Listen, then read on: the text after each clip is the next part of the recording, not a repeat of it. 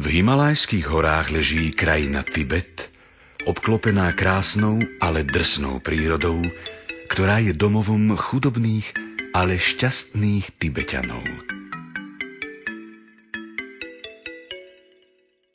Do tibetských chrámov sa veľa našincov nedostane, preto vám priblížime aspoň našou kamerou priebeh jednej z mnohých slávností, ktorá sa nazýva Tajomstvo večnosti.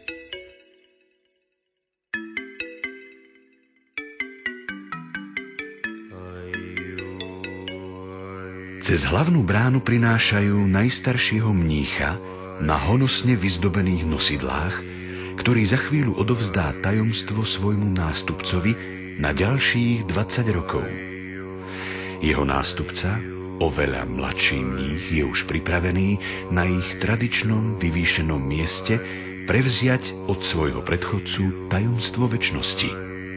Súčasťou obradu je odovzdanie vzácneho amuletu, ktorý nosí vyvolený strážca tajomstva. Počujeme tibetské chorály, ktoré nepatria do tohto obradu, ale slúžia na to, aby starému mníchovi oživili myseľ. Starý držiteľ amuletu vstáva a dvíha nad hlavu vzácny kvet himalajského ženšeňa so slovami: Aj tak si na nič nepamätám.